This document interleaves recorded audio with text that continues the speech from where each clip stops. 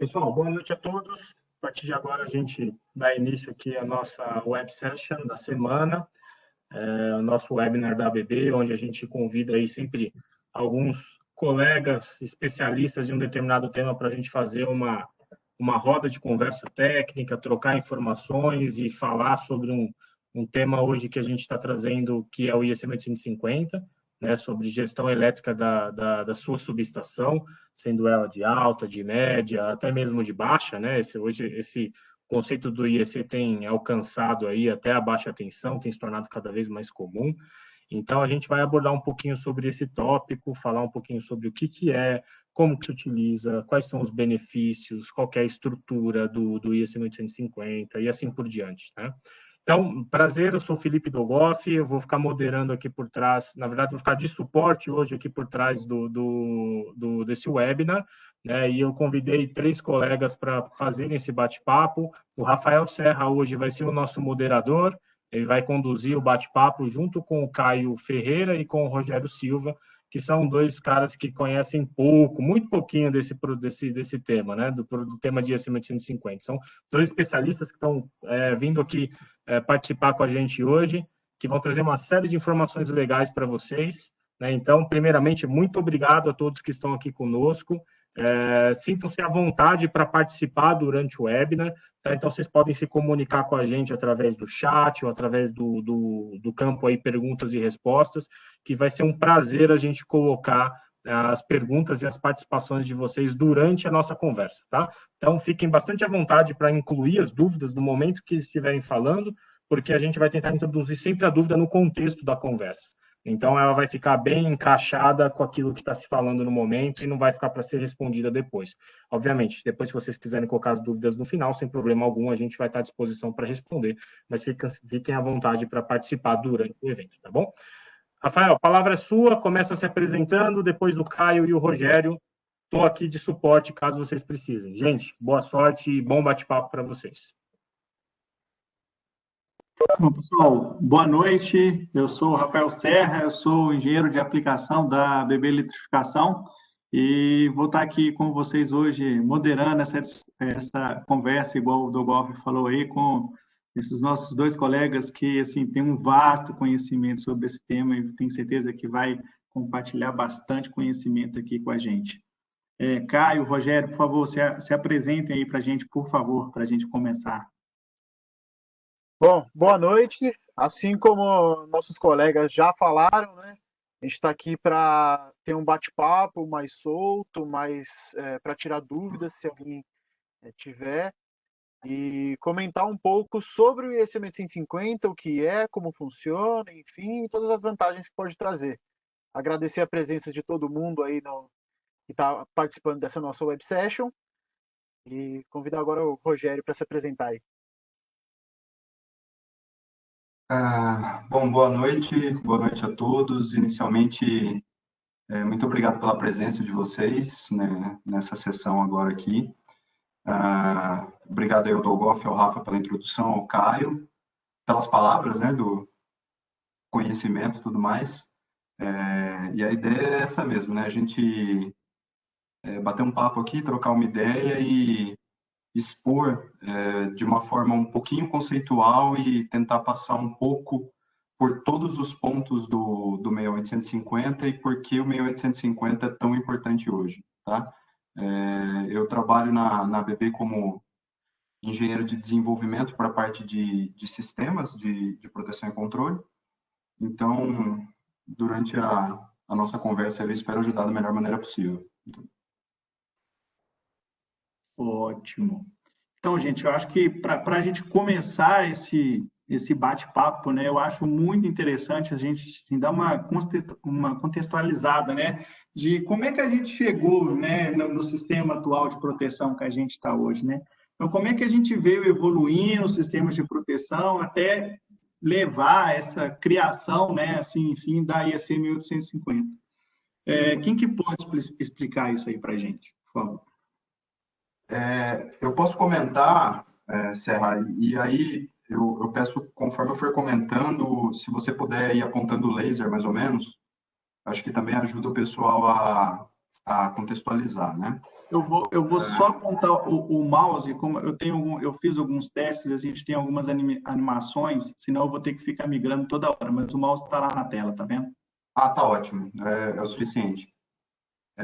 Bom, então, inicialmente, comentando que a gente está falando da parte elétrica da subestação, mas a gente não está falando da parte de potência, né? A gente está falando da parte, digamos, entre aspas, inteligente da subestação. A gente está falando da troca de informações entre dispositivos, sejam elas informações de medição, sejam elas informações binárias, etc.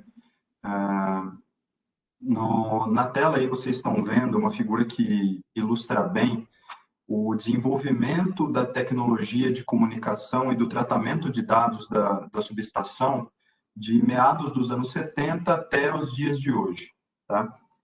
Então, a gente tem na primeira coluna da imagem, vocês veem que é uma coluna mais carregada de figuras, e é basicamente o que era a subestação nos anos 70, nos 80. Toda a comunicação ela era feita por sinais de chaveados, né? Então, você ia ter os equipamentos, eles teriam uma entrada binária e uma saída para trocar os contatos, né? E para cada entrada, cada saída, seria um sinal somente. Isso levava a uma quantidade muito grande de cabo de cobre, de chicote, para trocar muito pouca informação. Tá? A partir dos anos 90, finalzinho dos 80, início dos 90, com o advento de tecnologias de comunicação, protocolos e tudo mais, a gente conseguiu alterar um pouco esse layout da subestação, principalmente a partir do nível 1. O que seria o nível 1? O nível 1 seriam os relés de proteção. Tá? Então, a grosso modo, a gente pode dividir uma subestação elétrica entre nível 0, nível 1 e nível 2. Né? Depois tem nível 3, níveis acima, mas no tratamento dos dados que a gente vai comentar, tem o nível 0, o nível 1 e o nível 2.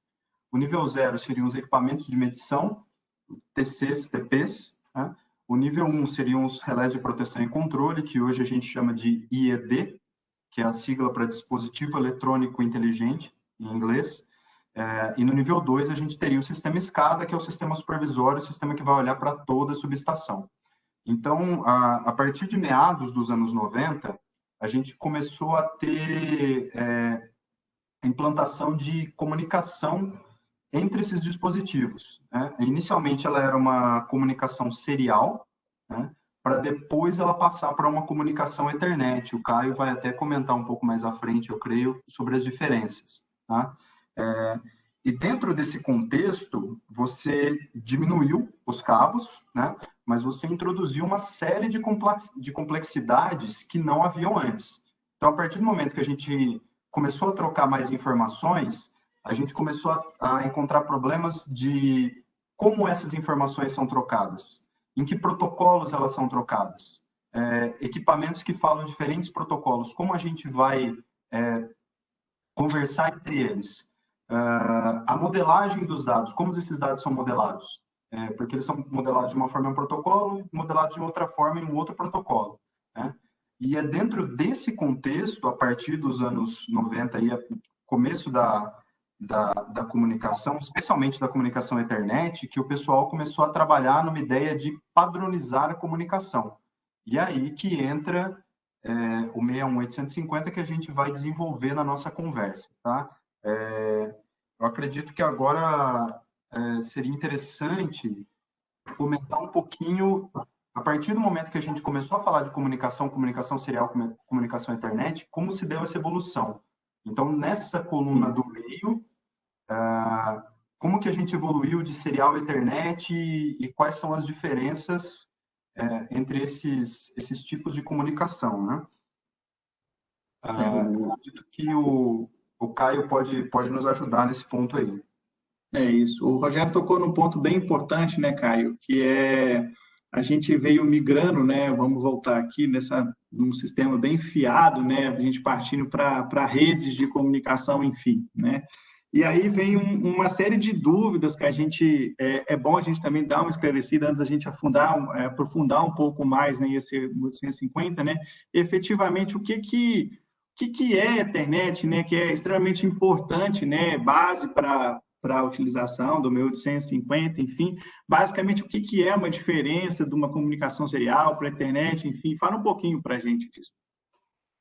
Bom, aproveitando até esse gancho que o Rogério já deixou, realmente antes se falava, hoje a gente ainda consegue nomear a troca de informações entre os relés de comunicação, mas antes era só entrada e saída binária, isso quando tinha ainda, né? Porque anterior a isso, o Rogério ainda citou muito bem que ali dos anos 70, que já tinha algumas informações, os relés de proteção já começavam a ter uma, uma certa possibilidade de troca de informação, e depois que a gente começou a chamar isso aí de comunicação.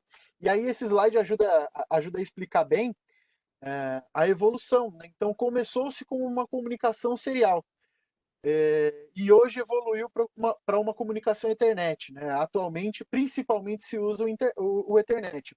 A comunicação serial é uma comunicação realmente ela mais básica, mais antiga, e por isso, né, esse arranjo de comunicação serial, ela tem maiores limitações. Ou seja, eu não consigo trafegar muitos dados, eu não consigo ter redes muito grandes no serial, justamente por limitações tecnológicas mesmo que esse tipo de recurso pode nos trazer.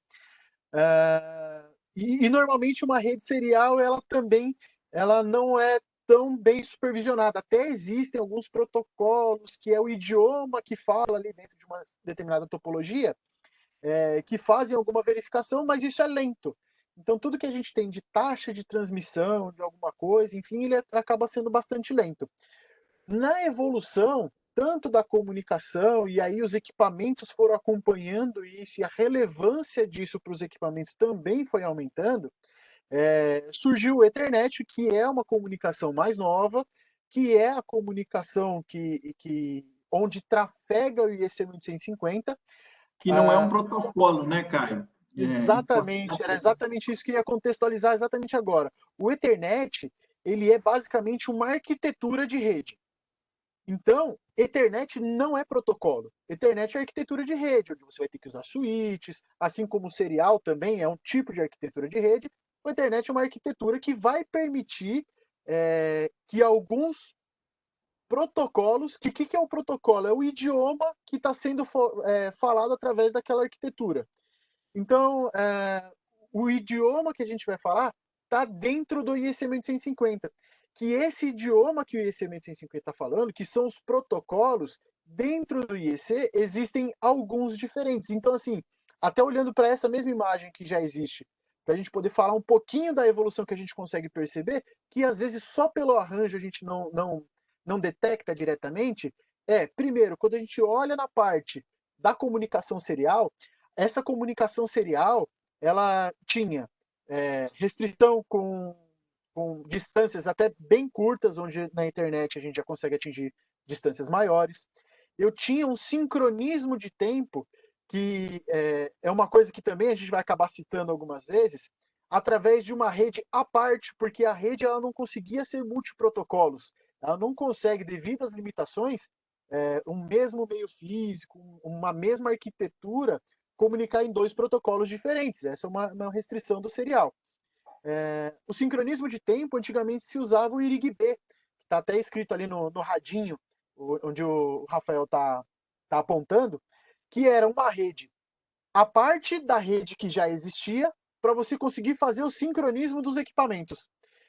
Quando a gente migra para o Ethernet, como é um mundo muito maior de possibilidades, de funções que existem disponíveis, eu posso ter, além dos protocolos que o próprio IEC 1850 fala, que não é só um, né? O IEC ele é a norma que rege os protocolos e as modelagens, como o Rogério falou.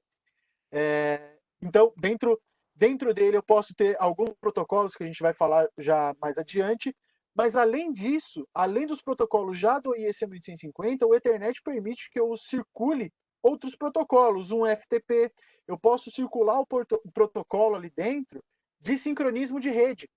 que atualmente a gente acaba utilizando na mesma rede, porque é mais seguro, é supervisionado, pode ter redundâncias, enfim. A gente vai explicar um pouquinho mais adiante sobre isso, mas essa é a ideia. Então, toda vez que alguém me pede, eu preciso ter protocolo Ethernet, Ethernet acaba não sendo o protocolo, não é essa a mensagem. É uma arquitetura de rede.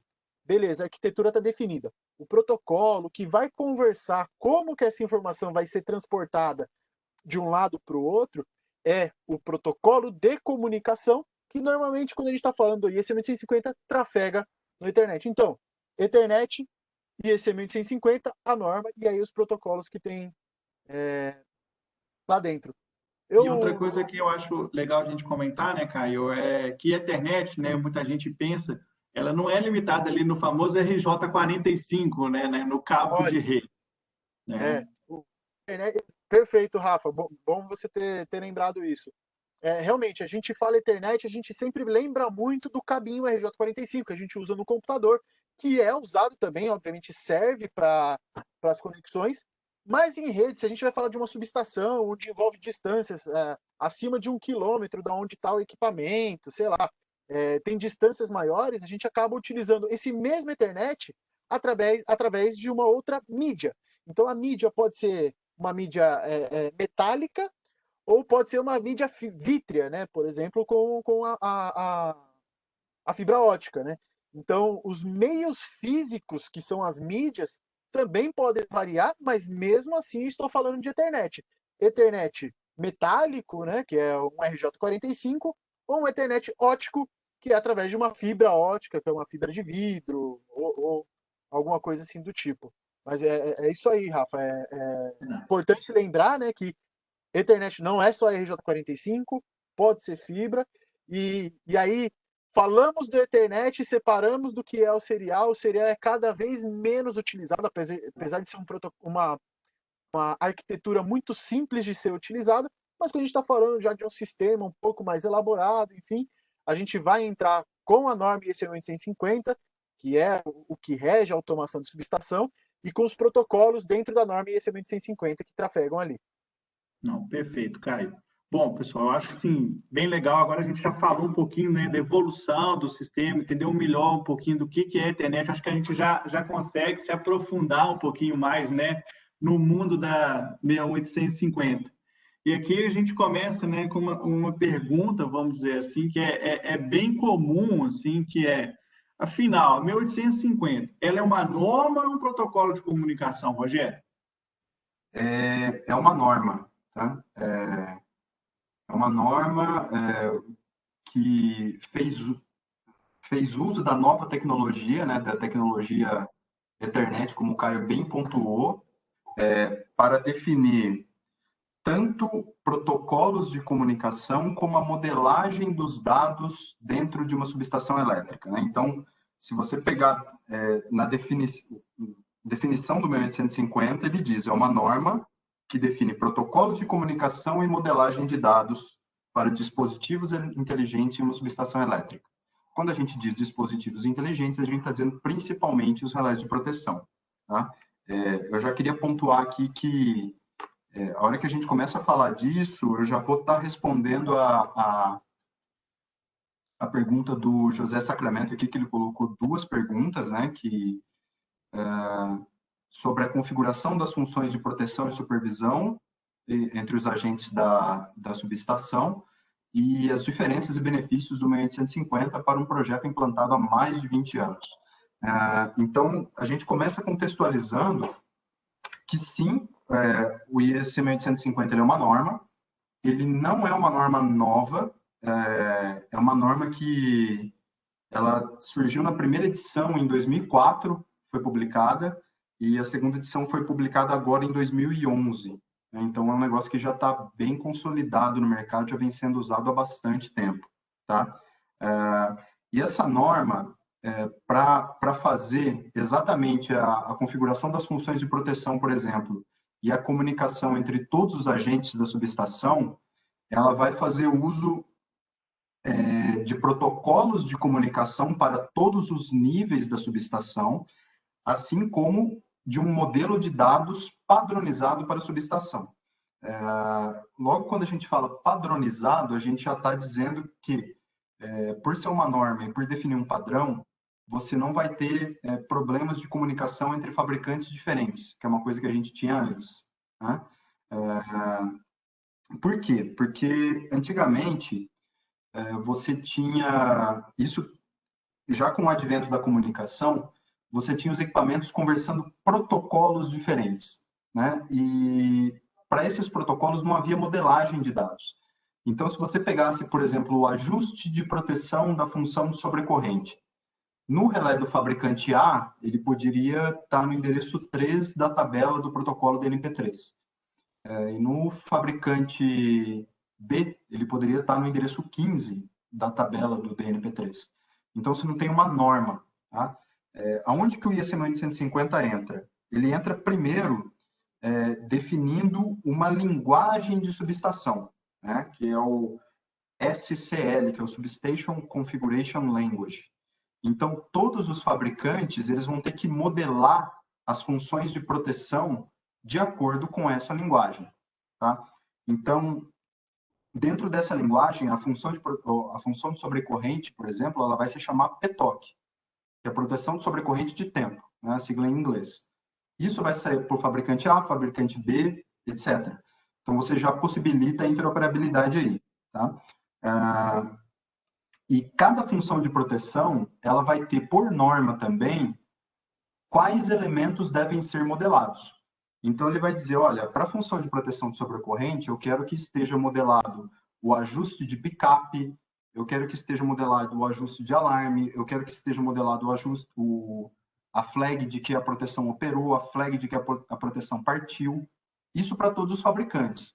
Então, a gente já está partindo de um modelo de dados comum. Então, o desenho das proteções ele já está construído. Isso vale para as funções de proteção, para as funções de controle, para as funções de medição, quaisquer que sejam, né? A partir desse ponto, você tem que definir como vai se dar a comunicação e a troca de dados, que vai ser o que vai te permitir fazer a configuração e os ajustes, respondendo a pergunta do José aí. Então, você define protocolos. Tá? A norma IEC 1850, ela define 3 protocolos de comunicação. Então, quando você ouve no mercado fala protocolo 1850, não é. Ele está de acordo com a norma 1850 e essa norma ela tem 3 protocolos. Ela tem um protocolo que vai atuar no nível 0, que é aquele que eu falei lá atrás, que é dos equipamentos de medição, que é o Sample Values. Essa norma, esse protocolo, ele vai definir como deve ser feita a comunicação entre esses dispositivos de medição e os IEDs, e os equipamentos de proteção e controle. No nível 1, entre os IEDs, você vai necessitar que eles conversem entre si para fazer seletividade lógica, para fazer intertravamento, etc. Qual vai ser o protocolo que vai fazer com que esses IEDs conversem entre si? Esse protocolo vai ser o GUSI. Então, ele vai ser um protocolo que vai atuar no nível 1, onde todos os IEDs da rede vão se conversar entre si. Tá? E, no final das contas, você vai precisar pegar todas essas informações e vai ter que subir para um sistema SCADA, para um sistema supervisório.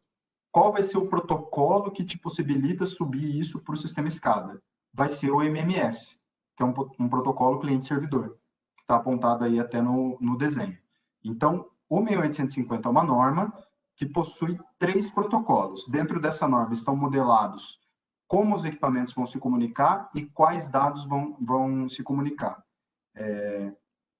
Tudo isso vai ser montado em cima de uma rede Ethernet. Então, você não vai precisar de painel de interface, você não vai precisar de relé auxiliar, você não vai precisar de contato seco mandando os sinais.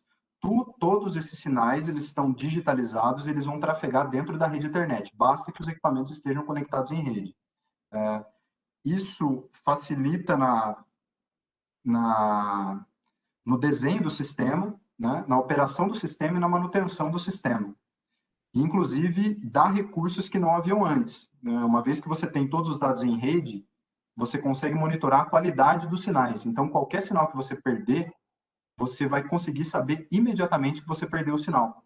né? Sendo que antes, quando você usava um cabo de cobre, se o cabo se partisse por qualquer motivo, você só ia saber quando você precisasse do sinal, né? Então, a gente tem essas vantagens, e eu acredito que agora, a partir desse ponto, a gente pode detalhar um pouquinho mais cada um desses protocolos aí. Exatamente. Agora que a gente já sabe, né, que o IEC 1850 é uma norma, enfim, e a gente trafega alguns protocolos, né, dentro dessa norma, eu acho interessante a gente falar um pouquinho, né, de quais são esses protocolos, enfim. E aí, Caio, eu vou pedir para você falar um pouquinho para a gente, né, explicar, né, o que é o famoso GUSE, né? A gente ouve falar muito de GUSE quando a gente está falando de 1850, enfim. Como é que funciona? Explica para a gente um pouquinho como é que funciona o GUSE. Bom, legal. O GUSE, na verdade, esse nome, né? De onde que veio esse nome GUSE? O GUSE, na verdade, é uma sigla para falar que é um evento de subestação é, que foi gerado. Então, o objeto de um evento de subestação que foi gerado ali e que ele trafega no mesmo nível hierárquico dos equipamentos. Mas o que significa isso efetivamente, né?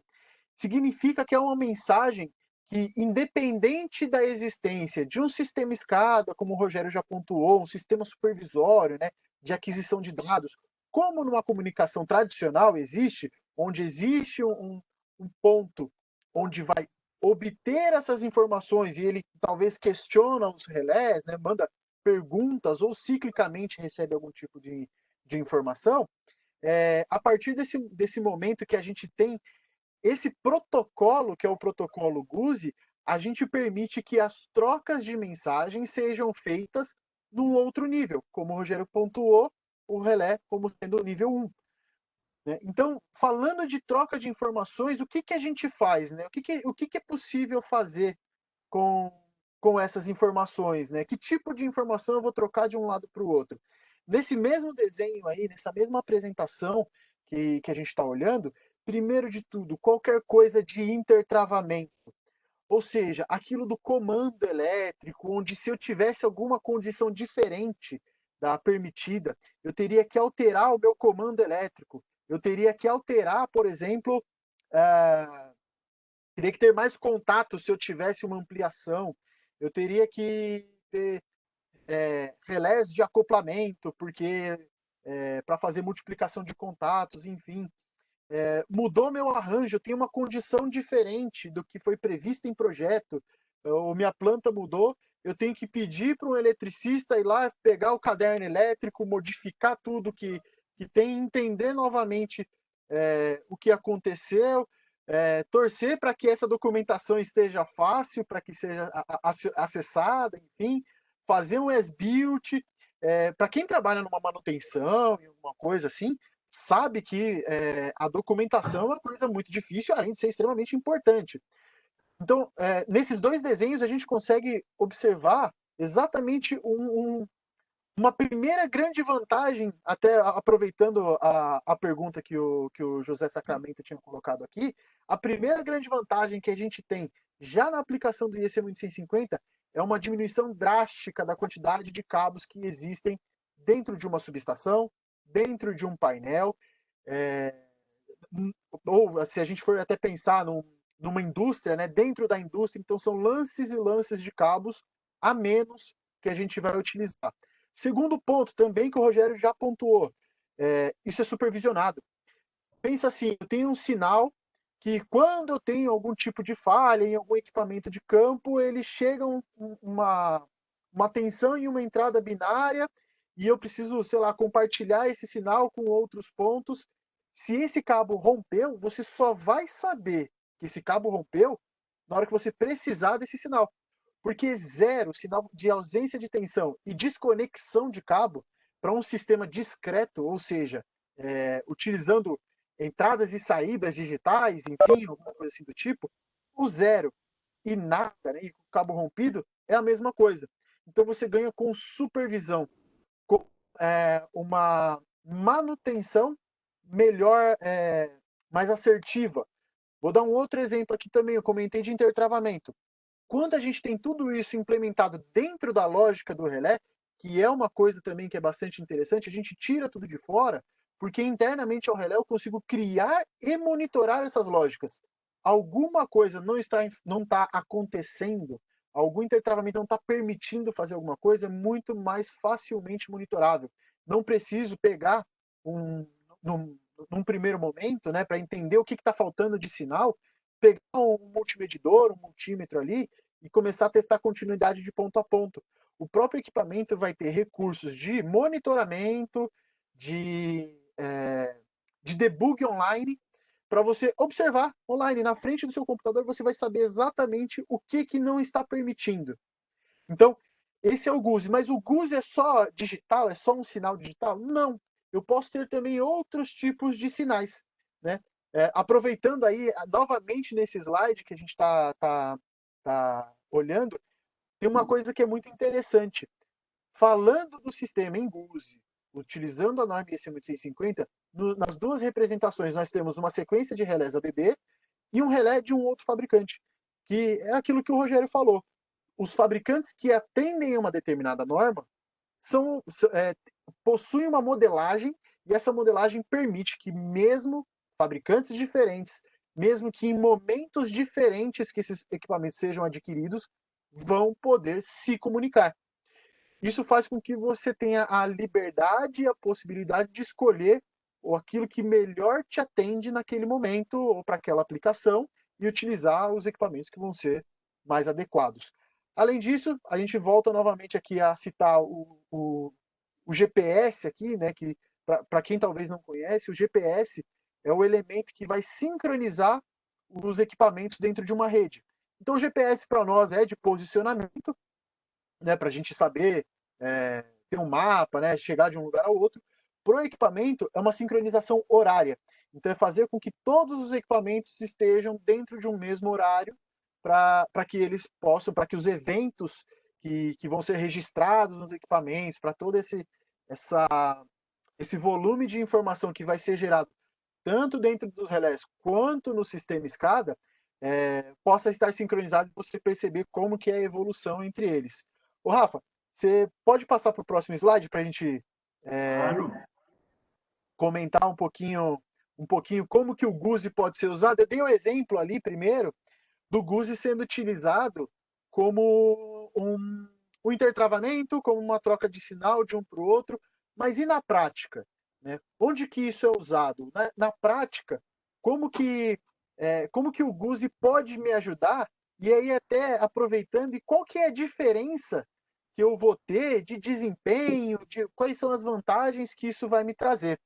Tem uma animaçãozinha aqui que é interessante, eu vou comentando, a animação ela é um pouquinho rápida, mas a gente vai comentando aqui para que vocês possam perceber. Olhando esse sistema, é um sistema onde eu tenho um disjuntor na entrada ali, né, que é o disjuntor na parte de cima, e um disjuntor representando a saída. Então, o fluxo de potência representado pelas setinhas eu tenho um alimentador que alimenta provavelmente um barramento com outros elementos, a gente está isolando somente o que a gente quer enxergar aqui, e que ocorre uma falha. Nesse caso, a falha vai acontecer no ramal que está representado ali, que é a saída, que pode ser para uma alimentação de uma máquina, pode ser para alimentação de um transformador, para alimentação de um outro painel também, não importa o que seja. Então vamos supor que isso aqui é uma sobrecorrente. Então acontece uma sobrecorrente naquele ponto ali circulado, onde a gente vê o raio, né?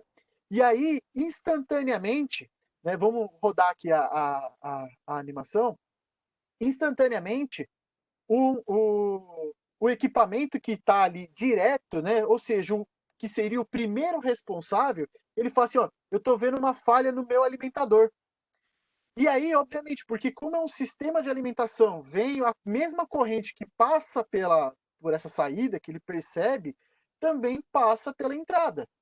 Então é uma corrente de curto-circuito, teve algum problema ali no cabo, alguma coisa, os relés de proteção estão lá para proteger realmente contra isso. Aconteceu ali um curto-circuito, alguma coisa, e falou assim, ó, eu estou vendo uma falha no meu alimentador.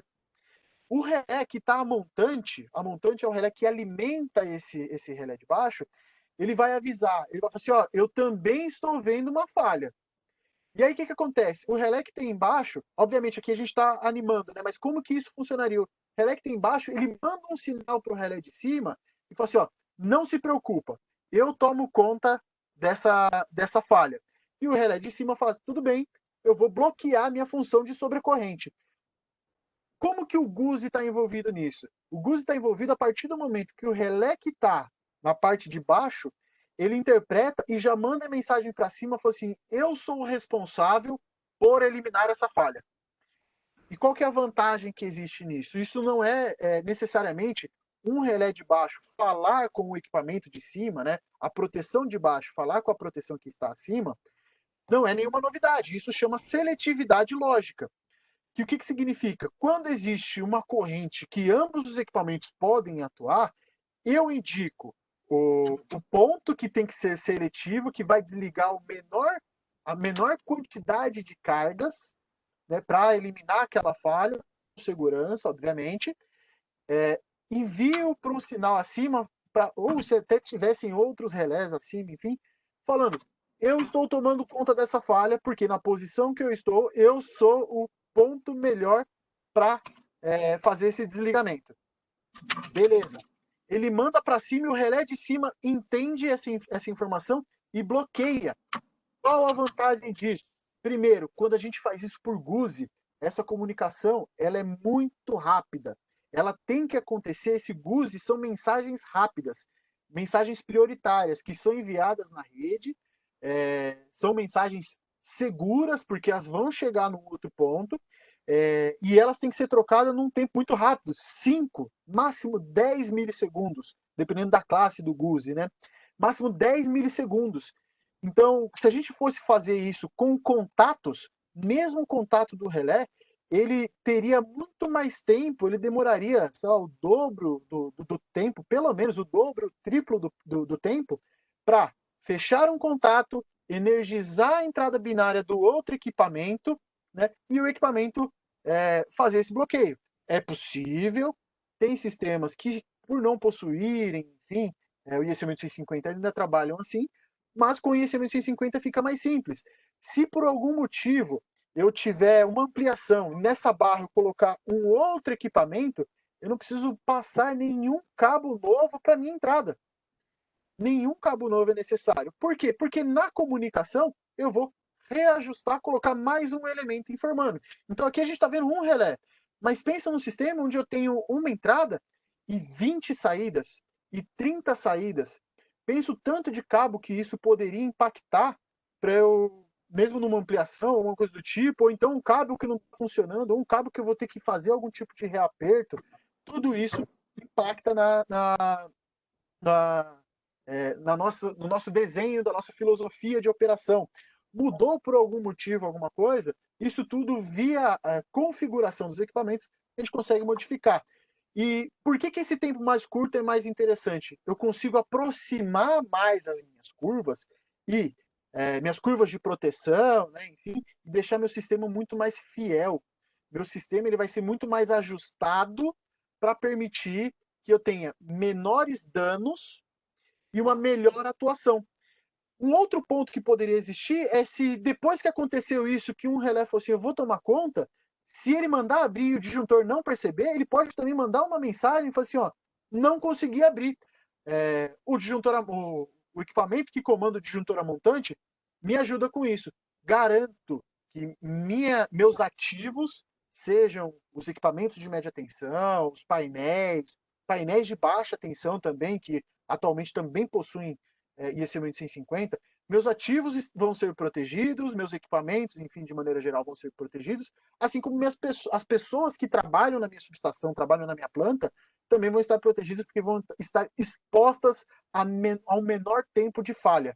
Então essa é uma grande vantagem que existe do IEC 1850, da mensagem GUSI, e que é usado assim muito, né? Eu acho que talvez é a principal aplicação que existe. Rafa, acho que a gente tem mais uma outra. Isso que eu ia te falar. A gente falou aqui agora de mensagens binárias, vamos dizer assim, fazendo as proteções, mas a gente também pode pensar, né, em trocar informação analógica em GUSI, né? Exatamente. Isso é bem bacana para a gente conseguir comentar.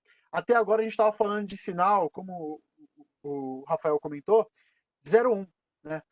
tem uma falta, não tem uma falta, alguma coisa. Então a gente chama de binário, pode chamar de digital, enfim, mas seriam condições de 0 ou 1, até o intertravamento também, quando a gente pensa num comando, é basicamente 0 ou 1. Só que o GUSI, ele também permite o envio de sinais analógicos. E quais serão as vantagens, né? Quais seriam as vantagens da troca de sinais analógicos para essa nossa aplicação, a gente tendo uma subestação? E aí nessa imagem ela representa muito bem o que a gente consegue fazer. Nessa imagem a gente tem 2 equipamentos, ambos têm IEC 1150 GUSI dentro deles. Do lado à esquerda da tela tem um relé de proteção, que é o que a gente falou aqui, que é o elemento que trouxe o IED, né, o elemento que trouxe essa inteligência para o sistema, que está aquisitando essas informações de maneira geral. E eu tenho do lado direito uma remota. Essa remota específica, ela se comunica por esse 1150 GUSI. E o que ela está fazendo? Aqui a gente está até representando um motor e um transformador, porque a gente pode pegar sinais do campo e levar para o relé para que o relé tome alguma ação. E como que é feito isso, né? Que tipo de sinais podem ser usados, né? Se a gente olhar para um motor, o motor, ele normalmente, né, motores maiores, motores de média tensão, inclusive, eles possuem pontos para medição de temperatura. Porque o que estraga o motor, né, o que danifica a vida útil do motor é justamente a temperatura, que pode ser proveniente de uma lubrificação ineficiente, pode ser proveniente também a temperatura até de harmônicos na rede, enfim, por diversos motivos pode ter. Então, no motor de média tensão, comumente a gente possui pontos para fazer medição de temperatura. Esses pontos de medição de temperatura têm que ser enviados para algum lugar para que, caso isso ultrapasse algum determinado valor, eu desligue para proteger o meu ativo, proteger o meu motor. Nesse exemplo aqui, o que está acontecendo? Quem é o elemento responsável pela proteção? É o IED. E o IED é que vai decidir quando desliga, que eu vou programar, né, de acordo com as características do motor, com as características da minha planta, se ele tem que desligar ou não. Eu consigo colocar um elemento medidor ali no equipamento que, por muitas vezes, meu painel de média tensão não está tão próximo do motor. Então eu não consigo trazer um sinal, às vezes cruzar uma fábrica inteira, às vezes minha subestação ela nem está tão próximo da fábrica, tem em algum outro ambiente, puxar essa informação também novamente por cabo, enfim, mas eu preciso chegar com essa informação de alguma forma. Essa remota ela pode receber as informações e através de um cabo de comunicação, aqui a gente está até representando um cabo que seja óptico ou que seja metálico, chegando no equipamento, mas ele poderia ir para um switch que poderia mandar essa informação através de um outro caminho, justamente tudo o que a arquitetura do Ethernet permite. Eu não preciso só fazer pontos diretos, né? Posso mandar para um switch, poderia até mandar para uma nuvem, se fosse o caso. E eu mando essa informação para esse outro ponto de acordo com uma variação de temperatura, né? Com uma nova medição de temperatura, ele vai disparar, vai tomar alguma ação para permitir que o relé faça essa proteção. E a gente até colocou uma outra informação. Pode falar, Rafa. Então, o que eu acho interessante a gente comentar também, né, que é o seguinte, aqui a gente está falando de variáveis analógicas, mas temperaturas, enfim, TAP, enfim, mas quando a gente estiver falando efetivamente, vamos supor, de uma medição de um TP, de um TC, para a gente utilizar isso para proteção, né, enfim, a gente já não vai estar falando em GUSI mais, né? Exatamente, Rafa. Isso a gente está falando de um GUSI analógico. E o GUSI, como é um evento, né, o nome dele é um evento de subestação, ele é baseado na mudança de um estado de alguma coisa. Então, vou dar um exemplo da temperatura. A temperatura mudou de 40 para 42 ou para 41 graus, ele vai perceber essa mudança e vai atualizar essa informação. Mas aí isso leva a gente para o próximo ponto, que é o outro protocolo que existe ali dentro também. E aí é legal que dentro desse outro protocolo a gente consegue,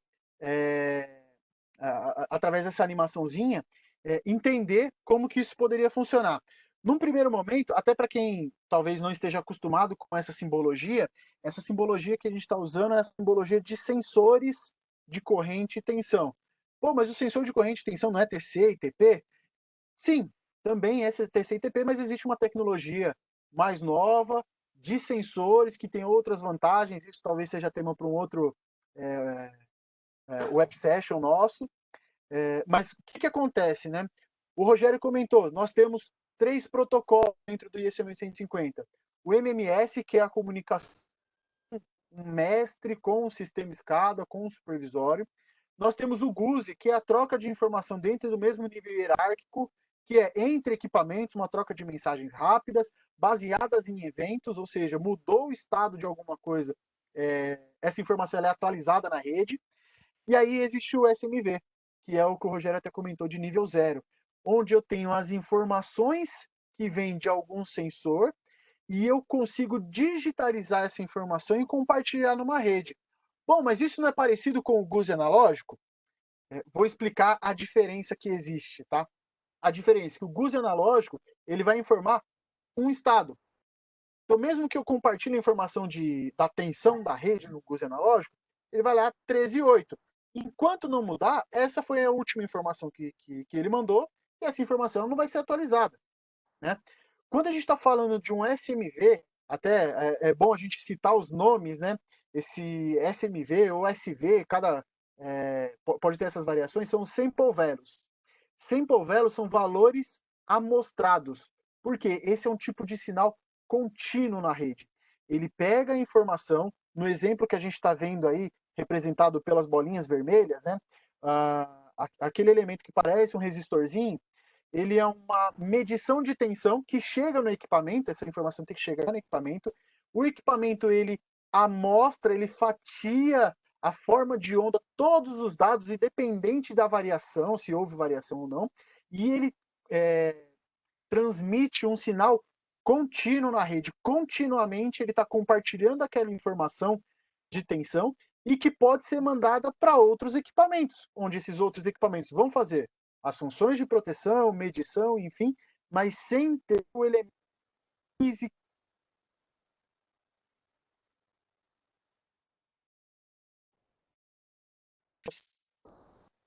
A que é enviado para a rede é de normalmente 80 amostras por ciclo. Então, se a gente está falando de 60 Hz, é 4,8 kHz de amostras para cada sinalzinho que a gente tem. Obviamente, a gente está informando aqui, está mostrando o compartilhamento de uma tensão, mas dependendo do sistema, a gente pode compartilhar a corrente também e fazer a proteção em um outro conceito que seria uma proteção centralizada, controle e proteção centralizado, né? Então, a diferença é que esse é um sinal contínuo, ele acompanha, ele fatia ele amostra toda a forma de onda que ele está e envia. O nome de um equipamento que faz isso, aqui a gente está vendo um IED, mas o equipamento que faz esse tipo de transdução, esse tipo de digitalização, chama Merging Unit. E aí existem equipamentos no mercado, como o equipamento que a gente está mostrando aqui, que o IED ele também é Merging Unit. O equipamento que pega a informação do campo e digitaliza ela para a subestação, para toda a rede de comunicação.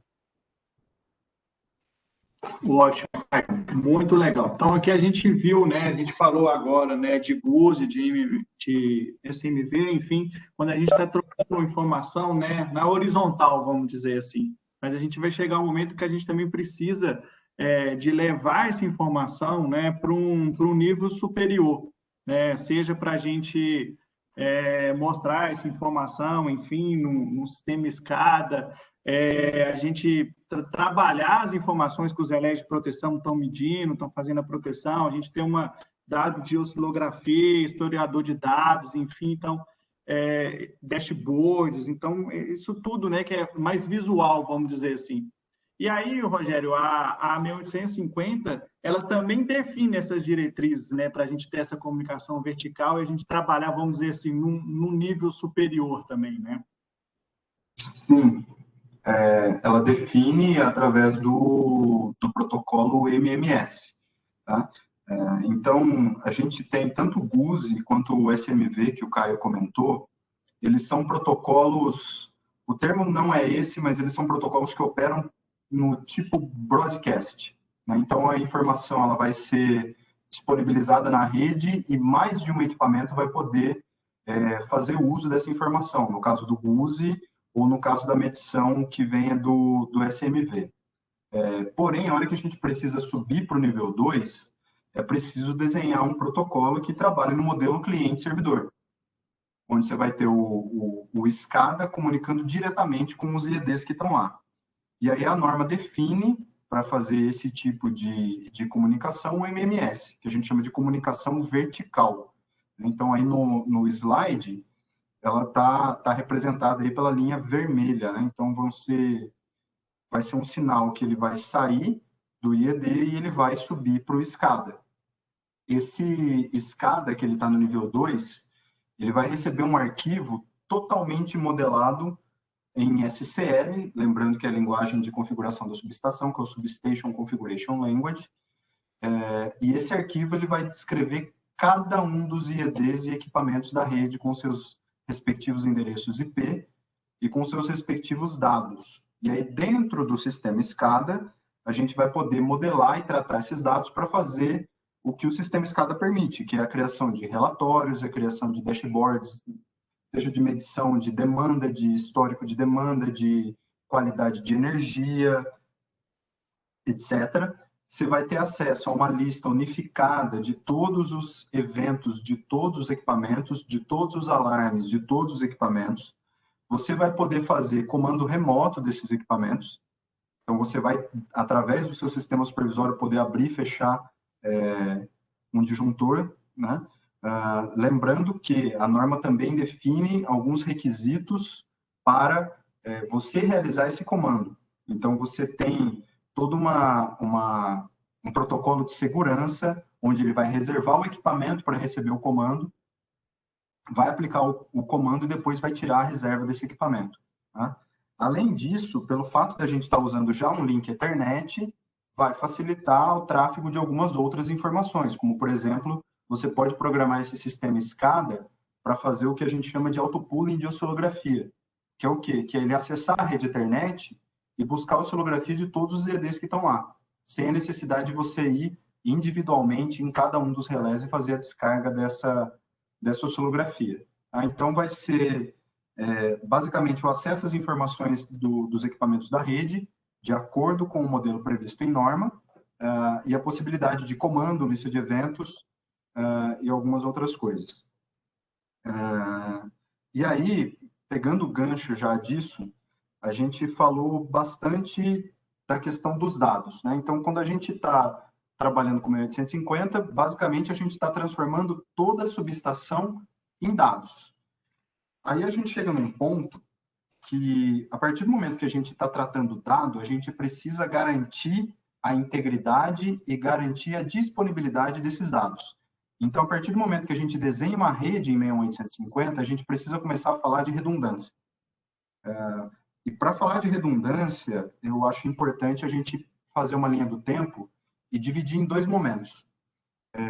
O primeiro momento sendo quando a norma foi publicada na sua primeira edição, em 2004, e o segundo momento quando ela foi publicada na edição 2, em 2011. Né? Quando a norma ela foi publicada na primeira edição, ela não previa no texto nenhum tipo de redundância de rede. Quando a gente fala redundância, é garantir que um ou mais caminhos por dado trafegar. Né? Na primeira edição da norma, isso não era tratado, então ela não tinha uma solução prevista em norma. Frente a isso, o mercado, que tinha essa demanda de redundância, começou a adotar algumas soluções proprietárias. A solução mais proprietária que a gente teve nesse período, de 2004 a 2011, era uma redundância, e aí, entre aspas, né, com RSTP. Por que eu falo entre aspas? Porque o RSTP, na verdade, ele não é um protocolo de redundância.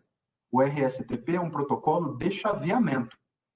O dado, ele não é duplicado no RSTP. Você não tem a duplicidade da informação. Você tem uma informação trafegando por um caminho, e se esse caminho, por qualquer motivo, se perder, é feito um novo cálculo e a informação trafega por dois caminhos distintos. Você pode voltar um pouquinho, Rafa, na setinha cinza? Um minuto. Boa. Tá, então, para para exemplificar a questão do RSTP, a gente tem uma arquitetura de rede aí pontuada em anel, né? Onde você tem aquela seta cinza que representa o fluxo do tráfego da informação, né? Então, a informação, nesse exemplo, ela está saindo do IED, ela está trafegando no sentido anti-horário na rede, né? A partir do momento que... e como isso funciona no RSTP? Na hora que a gente faz o que a gente chama de partir a rede, de subir a rede, o protocolo RSTP, ele calcula um caminho ótimo para a informação. E ele define esse caminho como caminho padrão. A informação sempre vai trafegar nesse caminho. A partir do momento que e aí ele define, ele detecta quando a informação sai e a informação tem que retornar ao mesmo ponto que saiu. Então ele sabe por conta disso que a informação trafegou por todo o caminho. A partir do momento que a gente tem uma ruptura, e aí tá naquela linha vermelha do desenho, o que o protocolo RSTP faz? Ele recalcula a rota. Então, nesse momento que você tem uma ruptura, por um breve momento, você perde a informação não trafega. E aí o protocolo vai recalcular essa rota e ele vai definir daí 2 caminhos para envio da informação, que é a setinha azul e a verde, como está no desenho. Ela vai trafegar pelo anel aberto. Esse tempo que o protocolo demora para calcular o caminho de novo, ele é chamado tempo de recomposição. E esse tempo ele pode variar de milissegundos a minutos, dependendo da arquitetura de rede que você tem, porque não é só uma rede em anel que pode aceitar RSTP, você pode montar uma rede full mesh, dupla estrela, toda ligada com RSTP. Então, ela vai depender muito da arquitetura que você está usando e da quantidade de equipamentos que você tem na rede. Então, é comum, em arquiteturas mais complexas e com mais equipamentos, uma rede RSTP demorar segundos para recompor. Ô, Rogério, até complementando um pouquinho o que você falou, não é possível determinar quanto tempo vai ser com precisão, porque depende de onde vai ser a falha, enfim, que para ele encontrar um novo caminho que a informação saiu. Então, quanto maior a rede, maior é o problema, né? Perfeito, perfeito. Ele é totalmente dependente do número de equipamentos e da arquitetura de rede, né? A Ethernet é uma rede não determinística, né? A gente já faz algumas... o IEC 850 já faz alguns tratamentos para você garantir o tempo do bus e tudo mais. No caso do RSTP, você não tem a garantia desse tempo, né? E vamos supor que esse tempo seja segundos. Qual o problema de uma rede recompor em segundos? O problema de uma rede recompor em segundos é, como o Caio comentou no exemplo do GUSE, o GUSE é um sinal de milissegundo. Né? Então, você tem um GUSE de seletividade lógica, um bloqueio, uma falha de disjuntor, que ele é enviado em milissegundos, até 5 milissegundos. E se uma rede demora segundos para recompor, você tem uma chance muito grande de perder esse sinal. Né? Então, com esse problema em vista, e na confecção da edição 2 da norma, foram considerados, aí sim, protocolos de redundância de rede que vão garantir a redundância da informação. Tá? Então, a gente vai ter 2 protocolos, o HSR, que ele é um protocolo onde você tem a informação redundante, mas o meio físico não é redundante, e na sequência eu vou falar do PRP. Tá? Então, falando inicialmente do HSR. Tá? O HSR, primeiro, ele é um protocolo que unicamente ele trafega em anel. Ele não trafega em nenhuma outra arquitetura que não seja arquitetura anel. Tá? E qual que é a diferença do HSR? Pela animação que o Rafael está mostrando aí, do lado esquerdo do slide, a gente vê que você tem o anel e a informação ela está saindo duplicada do IED, que é a azulzinha e a vermelha. Então, sai 2 vezes o mesmo dado do IED, você tem, de fato, a redundância e a duplicidade da informação, e esse dado trafega na rede duplicado. Não é exatamente isso, mas seria como se fosse 2 VLANs distintas. E o dado vai trafegar no mesmo fio 2 vezes. E aí, como é que o equipamento faz, um equipamento que está dentro dessa rede, para lidar com a informação? Ele recebe a informação dos 2 pontos e ele descarta a informação duplicada. Então, ele fica com a primeira que ele recebeu, a segunda que ele recebeu, ele vê que está duplicada, ele descarta. Né? E aí, qual que é o ponto? A partir do momento que a gente bota uma falha dentro dessa rede, que está no segundo vídeo ali, você não tem a necessidade de recompor a rede. Por quê? Porque a informação já está trafegando nos dois sentidos. Então, você não tem a necessidade do protocolo recalcular e trafegar a informação e desenhar um novo caminho para a informação. A informação já está trafegando nos dois sentidos, a diferença é que em algum dos equipamentos ela não vai estar duplicada. Ela vai receber de um ponto só que não tem nenhum problema. Né? Então, esse é o ponto. Né? Esse é um protocolo, o HSR, tanto o HSR quanto o PRP, que eu vou comentar depois, que eles vêm da norma IEC 62439, que é uma rede de alta disponibilidade, uma norma de alta disponibilidade em redes industriais. Ela é citada na edição 2 do 6850, e o principal ponto aí é garantir o quê? Um tempo de recomposição nulo. Né?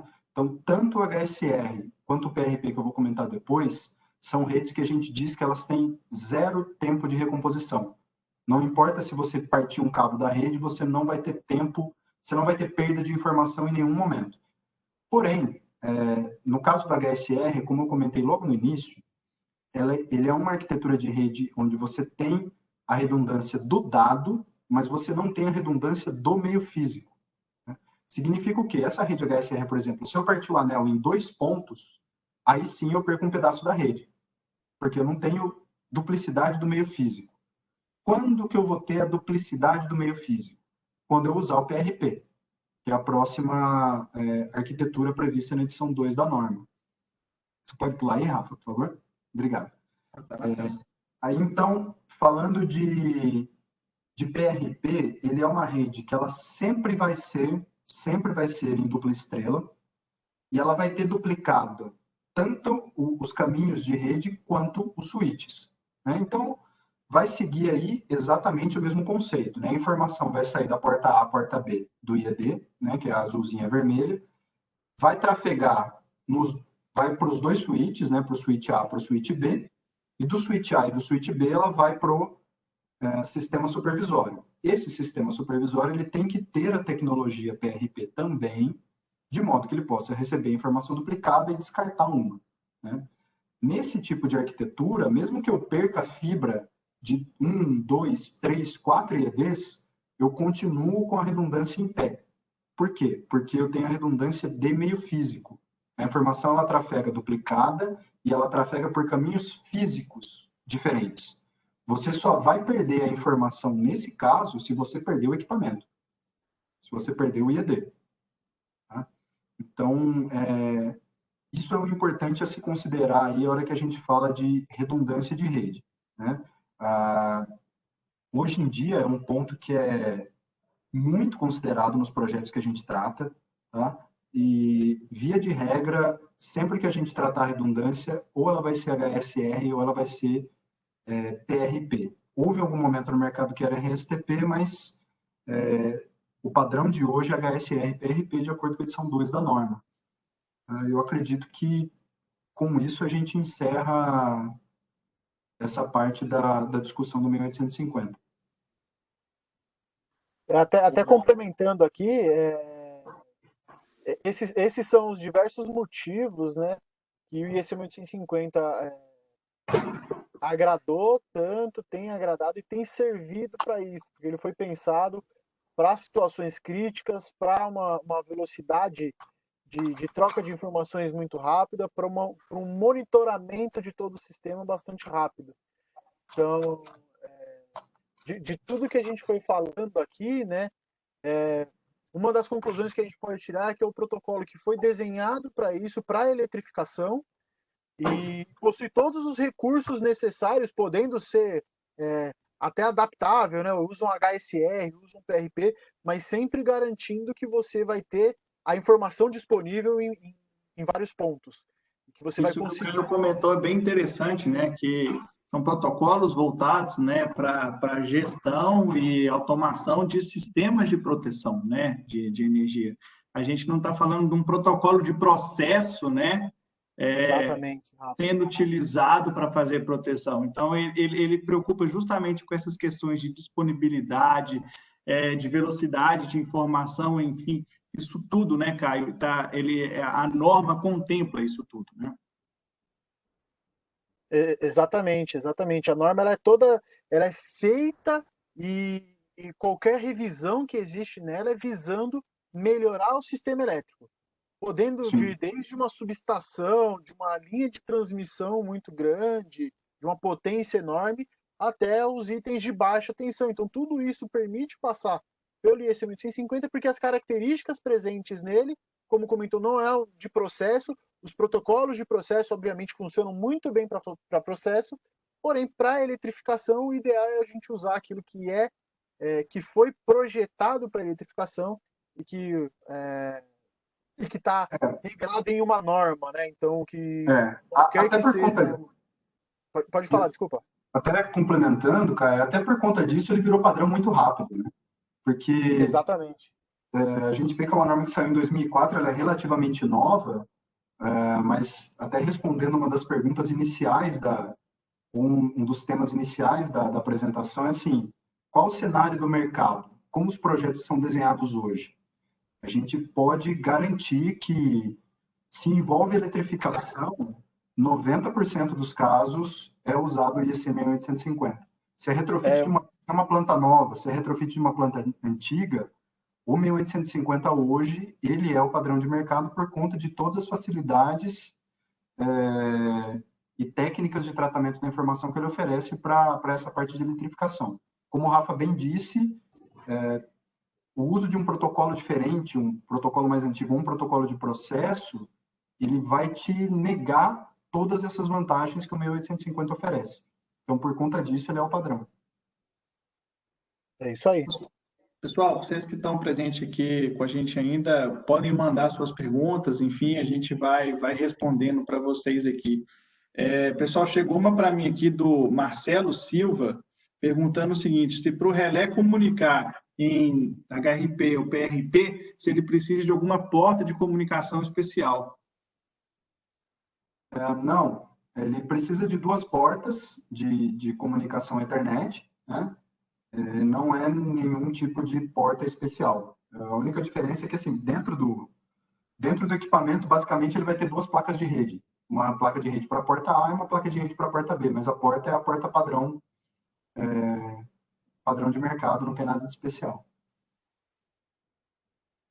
Uma outra pergunta aqui do Paulo Rocha, que ele pergunta o seguinte, é muito interessante a questão das redundâncias. Já está difundido o PRP nas SEs? Sim,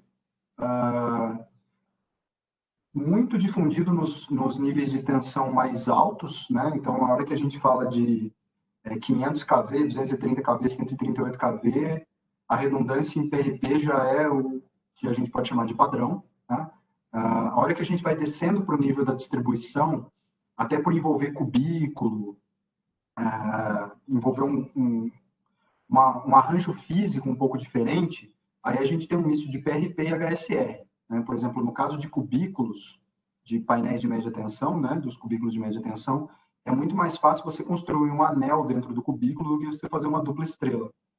Então, por conta disso, no cubículo, por exemplo, a gente acaba usando o HSR também. Mas ambas as tecnologias já são bem difundidas e já estão em uso aí há bastante tempo. Praticamente. E o que é legal comentar... desculpa te interromper, mas assim, o que é legal comentar é que, sim, é possível você mesclar topologias de redundância diferentes. Então, você pode ter em determinado nível o HSR e, conforme for subindo o nível, conforme for modificando a sua estrutura, esse HSR passar a se comunicar através de um PRP, né, para compor toda a sua rede, encontrando talvez um equilíbrio entre eficiência e custo, enfim, então isso pode ser misturado sem problema.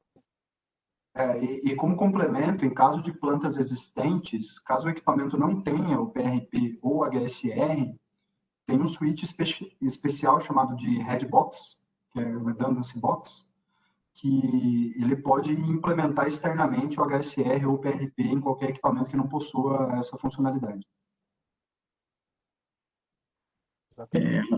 A Ana Luísa mandou uma pergunta para a gente o seguinte, para todos os projetos, o meu 850 já é uma realidade no Brasil? Todos os projetos novos de subestações já contempla a utilização da norma? Olha, se for falar de projeto novo, eu acho que a gente pode falar em 100%, sim. Até o Rogério falou assim, uns 90%. Às vezes tem alguns projetos onde o usuário não quer mudar o padrão que ele já possui, porque tem algum protocolo mais antigo, enfim. Mas projetos novos, subestações novas, e a maioria dos retrofits, com certeza, já consideram o IEC 1150 como a norma para as comunicações que vai ter dentro da sua planta. Até porque não é só o cliente que tem esse movimento, né? Esse movimento também é do fabricante. Hoje os IEDs, todos eles falam IEC 1150. Então é muito mais fácil você ir para uma coisa que está mais difundida do que talvez, muitas vezes até do que manter um padrão antigo. Porque uma subestação é feita para durar 30 anos, pelo menos, né? E a gente tem que usar o que é mais atual, porque se a gente continua preso, talvez, a alguma coisa mais antiga, cada vez vai fazer mais falta os recursos novos. É perfeito esse ponto, porque assim, se você pegar clientes, e aí a gente pega por canal, né? Geralmente, utility, a parte de concessionária, são clientes que eles pedem a tecnologia. Então, eles têm uma especificação técnica que é aberta para o mercado e eles pedem o que eles querem. Sendo que no mercado de indústria é um pouco misto. Tem cliente que pede, mas tem cliente também que pede que o fabricante sugira a solução. Seja quando vem a demanda do cliente, ou seja quando o fabricante tem que sugerir, tanto o cliente quanto o fabricante eles já estão pedindo 6850. Então, já se tornou um padrão. Como o Caio bem pontuou, assim, projeto novo, todos os projetos vão ser 1850. Alguns retrofits podem não ser por conta de preferência do cliente, mas a grande maioria também vai ser. Ótimo. Douglas, você tem mais alguma pergunta aí? Tem uma pergunta aqui que é sobre a questão dos equipamentos, que o Joaquim pergunta o seguinte: quais são os equipamentos hoje da ABB que tem esse 1850 nativo? Todos os relés possuem? Bom, posso responder essa, Rogerião? À vontade. Para não falar que é 100% dos relés da ABB que possuem esse 1850, existe somente uma linha, que é uma linha que é usada para entrada de cabine primária, né? Aquelas cabines de alvenaria, que é muito simples, que não possui, mas de resto, todos os relés da ABB, e é uma linha muito grande de relés, são várias séries de relés, possuem esse 1850 nativo. E o que é essa natividade, né? O relé ele foi projetado, ele foi desenhado desde o começo para atender a norma. Então, com isso, ele consegue atender todos os requisitos da norma e atender todos os critérios de desempenho que a norma exige tranquilamente. Ótimo. Bom, pessoal, a gente já está chegando aqui no limite, né, do nosso tempo. Acho que as perguntas também que chegaram a gente já respondeu. Gostaria só para fechar aqui de convidar todos vocês a utilizarem a ferramenta do ABB Connect, tá? Que é uma ferramenta digital que a ABB, ela está disponível para os sistemas da Apple, Android, Windows 10. Com ela você tem acesso às informações da ABB, a agenda de webinars, documentação dos nossos produtos. É uma ferramenta assim que é super organizada, assim, ela foi organizada para você localizar as informações que você precisa de uma forma super fácil e intuitiva e rápida, tá? Então, eu convido todos vocês aí a utilizar essa ferramenta. Eu tenho certeza, assim, que vocês vão se impressionar com a qualidade e a facilidade de utilização dessa ferramenta. E outra coisa que eu gostaria, né, outro ponto que eu gostaria de comentar, é que a ABB também tem hoje um marketplace, tá? Onde são negociados hoje principalmente os produtos de baixa tensão, tá?